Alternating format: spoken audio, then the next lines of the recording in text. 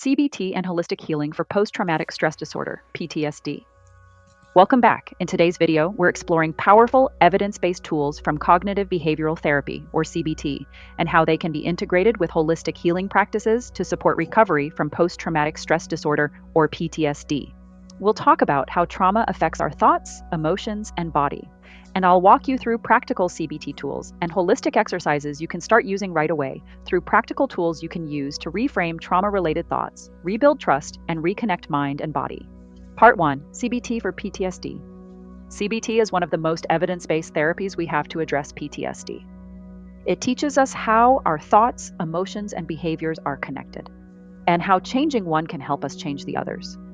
For people recovering from trauma, CBT helps you regain a sense of control, safety, and trust in yourself and the world again. It's not about forgetting what happened. It's about changing the way your mind relates to it, therefore no longer allowing the events to have power over you or cause you to feel defeated, but to see it from a more empowering perspective. Part 2. Understanding emotions.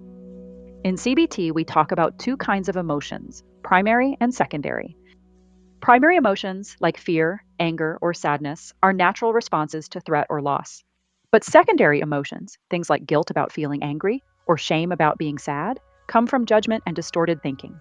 Learning to separate these two helps you release unnecessary emotional weight and focus on healing what's real. Part 3. How trauma changes beliefs. After trauma, our beliefs about the world can shift in painful ways. We may stop feeling safe. We might lose trust in others or even in ourselves. We might feel powerless, worthless, or disconnected. CBT helps us recognize those distorted beliefs, what we call stuck points, and gradually replace them with balanced, realistic ones. It's about moving from I'm broken to I survived and I'm healing. Part 4. Practical CBT tools. Let's talk about a few CBT tools you can try.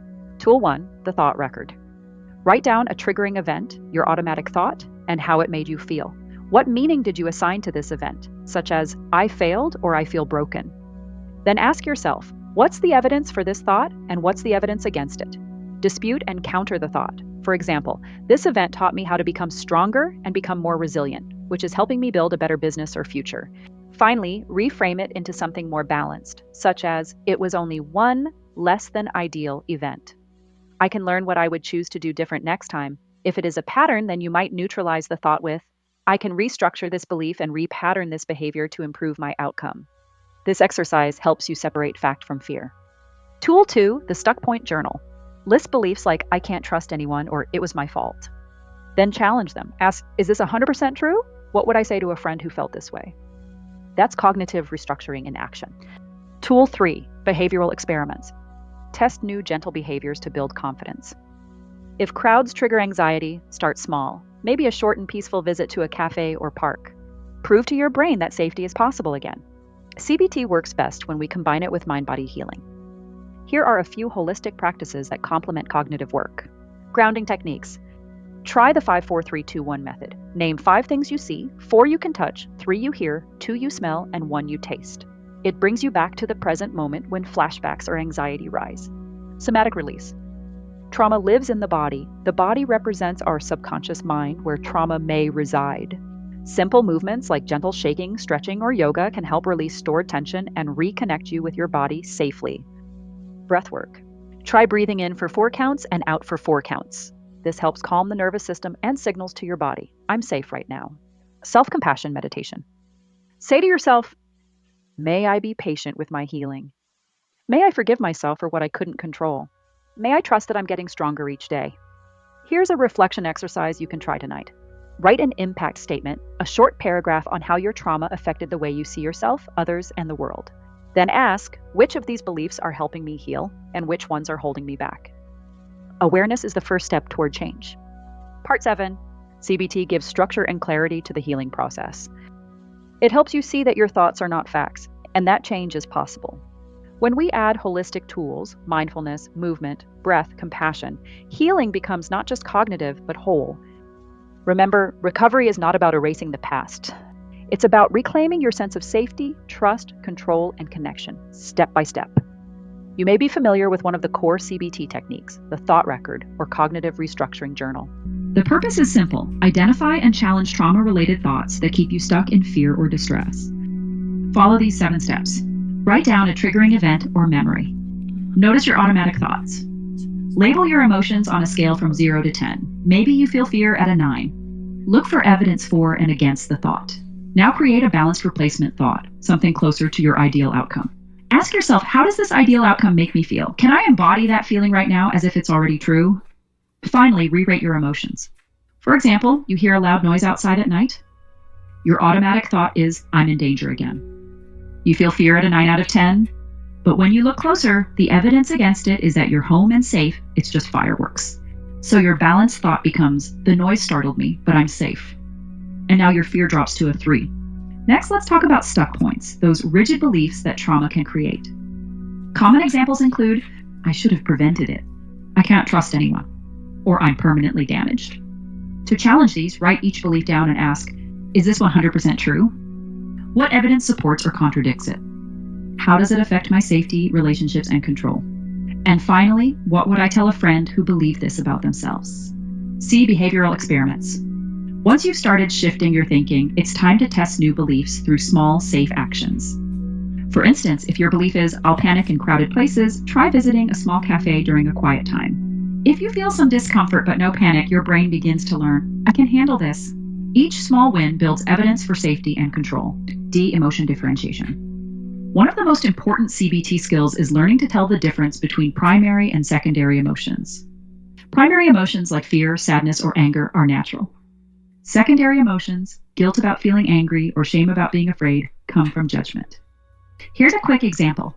If you remember your trauma and feel fear, that's normal. But if you feel shame for being afraid, that's secondary. When you validate the primary emotion, the shame starts to lose power. That's how we begin to release layers of unnecessary suffering. Trauma-focused CBT exercises. Now let's deepen your awareness. Write a short impact statement. How has this trauma affected the way I see myself, other people, and the world? Then highlight beliefs about safety, trust, power, esteem, and intimacy. Identify which ones feel distorted. Those are your next healing targets. B. The safety and control plan. Create what I call a safety toolkit. At least 3 grounding techniques and 2 safe spaces, whether physical or emotional. This could include the 5-4-3-2-1 grounding method, deep breathing with a hand on your heart, journaling after a nightmare, or calling a trusted person. Each of these reinforces your sense of internal safety. C. Rebuilding trust and intimacy. Rebuilding connection takes small, intentional steps. Try one act of vulnerability, like sharing how you feel with a friend. Afterward, reflect on how it felt and celebrate that progress. Trust is rebuilt one small moment at a time. Holistic integration tools. A. Mind-body grounding routine.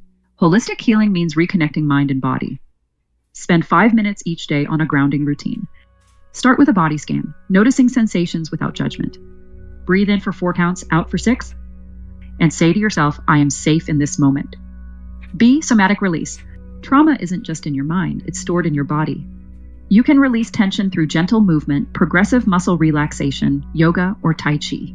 Find what feels grounding, not overwhelming. C. Self-compassion meditation. Self-compassion helps rebuild self-worth after trauma. Here's a short script you can repeat daily. May I be patient with my healing. May I forgive myself for what I couldn't control. May I trust that I am growing stronger each day and learning how to feel safe. D. Lifestyle integration. Holistic wellness means taking care of the mind-body connection and treating the body as a whole system. Keep a regular sleep routine, limit screens before bed, and eat balanced meals. Gentle movement, even a short walk, releases endorphins and reduces anxiety. And community connection, like volunteering or joining a support group, engaging in a hobby such as art, sports, or dance lessons, helps rebuild a sense of belonging. Reflection and practice. To integrate what you're learning, take a few minutes each week to reflect. Here's a journal prompt to try.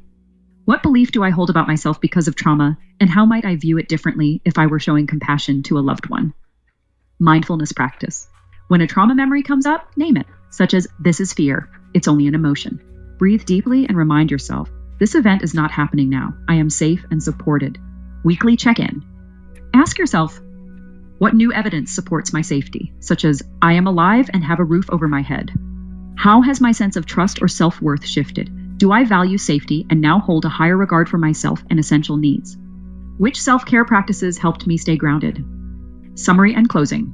Cognitive behavioral therapy helps people identify unhelpful beliefs and regain balance across 5 key areas: safety, trust, power, esteem, and intimacy.